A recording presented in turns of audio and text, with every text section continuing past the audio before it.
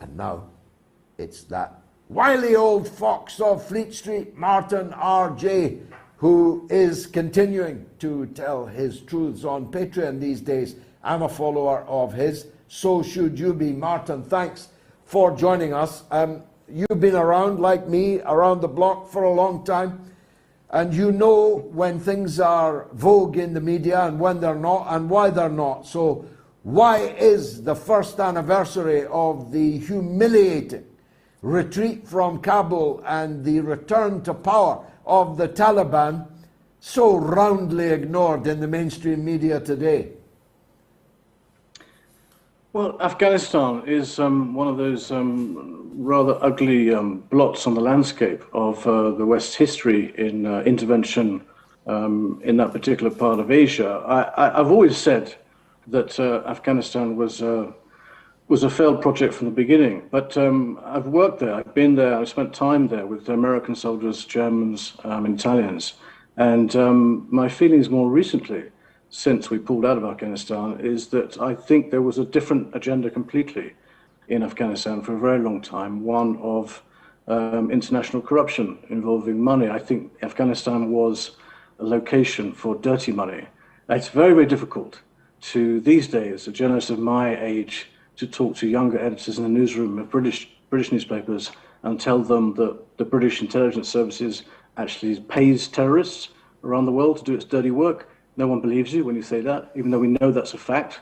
I know it's a fact from working in Lebanon and covering Syria.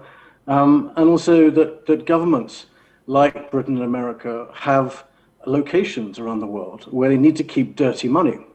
If you're old enough, George, to remember the 80s and Ronald Reagan, if you can remember the mess that Reagan got himself into with selling illegal weapons to Iran, pocketing $30 million and then not knowing what to do with that money because it was dirty money.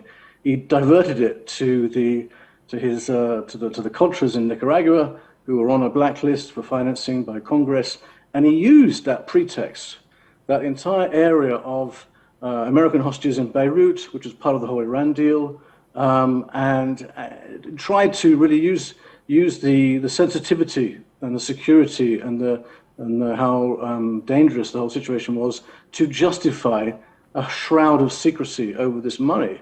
And I think, I don't think it's too far-fetched to wonder, is the same thing going on in Afghanistan?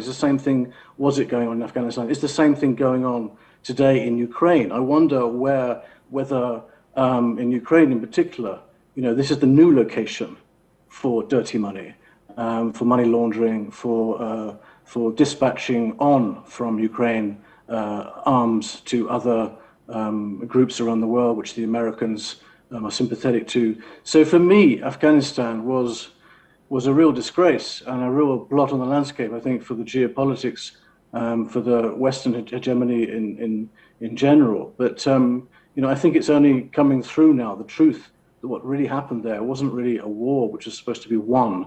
It was more a location where corrupt people, particularly in the Karzai government, could work with the West to hide money and keep dirty money and use the location for money laundering. And I think I'm going to be called a conspiracy theorist for saying this, I know, but I think Ukraine has taken that role now.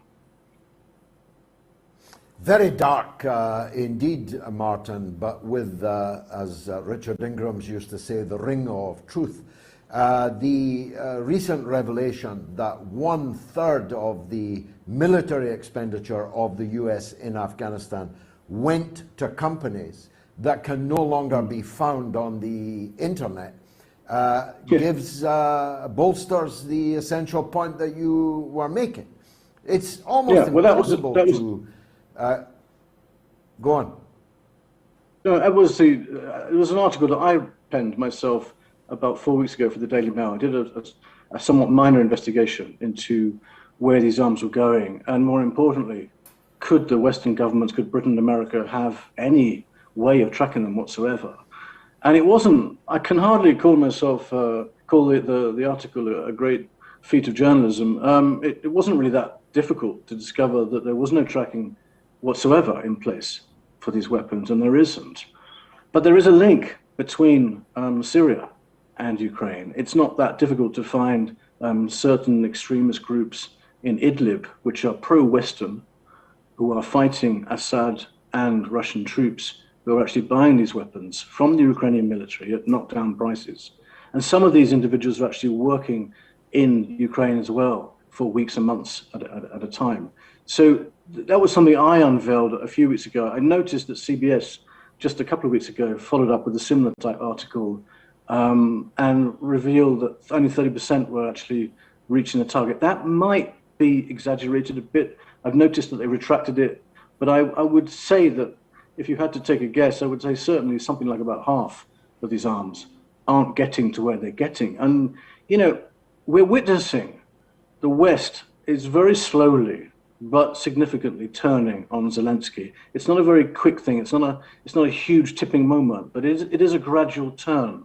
You know, there is now a new nefarious campaign from a lot of Western media to undermine Zelensky and start to introduce into the mainstream media palette the subject of corruption. This has just popped up just in the last few weeks, and it's starting more and more, I've noticed. So the Canadians reckon only 30% of those arms are getting in. I think it would take another few weeks probably before other journalists start to ask the more blatant questions. Well, if only 30% or 50% is getting to the Ukrainian military, then where is the rest going?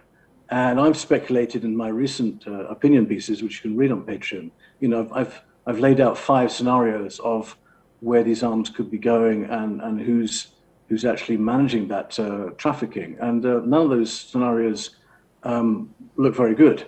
You know, we have to remember that Ukraine is one of the most corrupt places in the world. It's certainly the most corrupt country in Europe.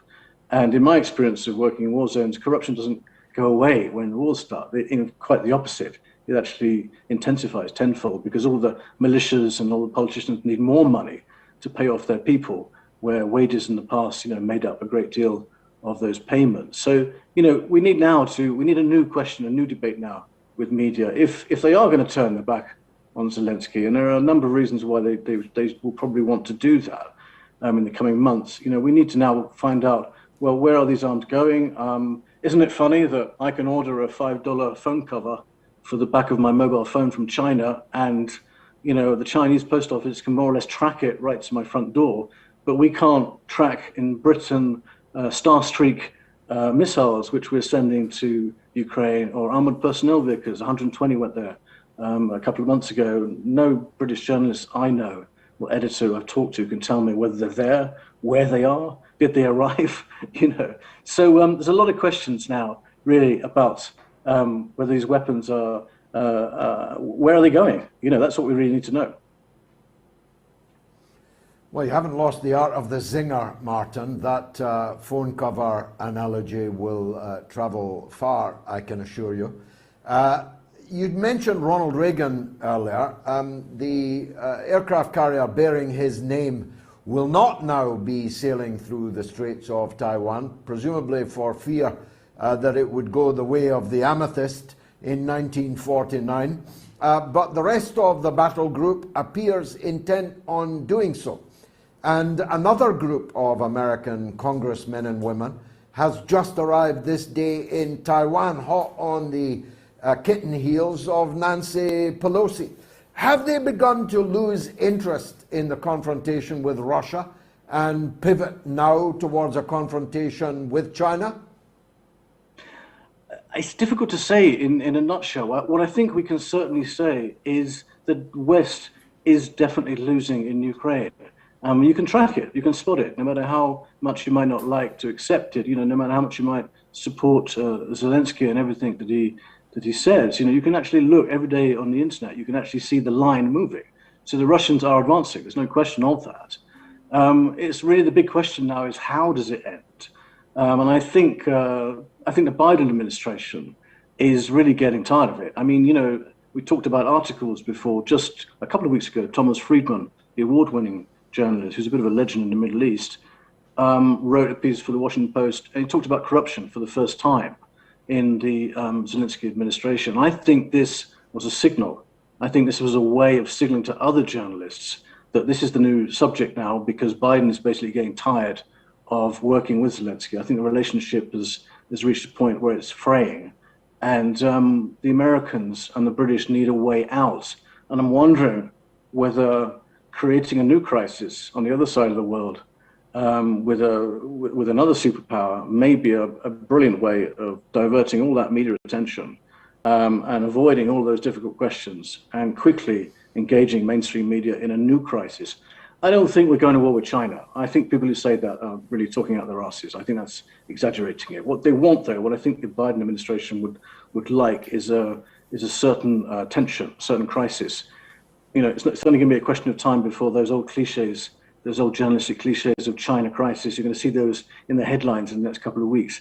You know, so the China crisis is going to be the story, which hopefully the Biden administration thinks they will be able to sail through the midterms with, and maybe able to pull out of Ukraine somehow, or at least reduce some of the military spending and pull back from Ukraine and see, perhaps, I guess, my assumption, you know, you can call me a conspiracy theorist, but my assumption is I think the plan B of letting Ukraine fall into the abyss so that Russia is forced to take over the whole country, a monumental task, even for Russia. You know, the Western thinking is, could we actually create a new Afghanistan for Russia? You know, Ukraine is enormous. It would take hundreds of thousands, possibly even 500,000 soldiers, even to run it, even to run administrations, even to run, you know, traffic lights and basic public offices. And I'm wondering whether that's the plan which Biden is kicking around now, is can we move to China, create a new crisis, try and divert journalists away from asking the really tougher questions, like why do we have $5 gasoline prices? Why is food going up every single week in our supermarkets? You know, why are our economies imploding? And they are imploding, there's no question of it, and at quite an alarming rate. You know, this is really what people are going to start asking, particularly in the winter time. When winter bites in the UK, for example, and people really start to suffer, you know, the level of political opprobrium against our leaders is going to reach fever pitch. So I think this is the master plan now, is how do we create a massive diversion? Well, China's pretty perfect, isn't it? And, you know, they're probably waiting for Liz Truss to get elected in the UK, who is, you know, a war dog who really believes that Britain can punch above its weight and really give the Chinese a hard time, which is completely preposterous, outdated, anachronistic nonsense. I mean, you know, Britain, we only have, what is it, 80,000 soldiers or something? I mean, how do you take on China? You know, it's completely nonsense. And of course, China is Park, Martin. Yeah, and you know, and China, you know, what's the problem with China? The problem is that the West is finding it very, very hard to accept that we are no longer living in a unipolar situation where America calls all the shots. We've shifted for a long time now. You know, the world has become multipolar, and it's accelerating in that it's set up. In that India, Russia, and China are becoming much, much more powerful geopolitically and economically, and are starting to actually really develop as a world superpower themselves, who can actually tell America where to get off. And then you have the global South, which isn't towing the line of what most of its British and French former colonial masters in London and Paris would like them to do. They've said, no, bugger off, we're not getting involved in this war. We're going to stay non-aligned because we learned the lessons the first time around. A lot of those countries are already shifting to Russia.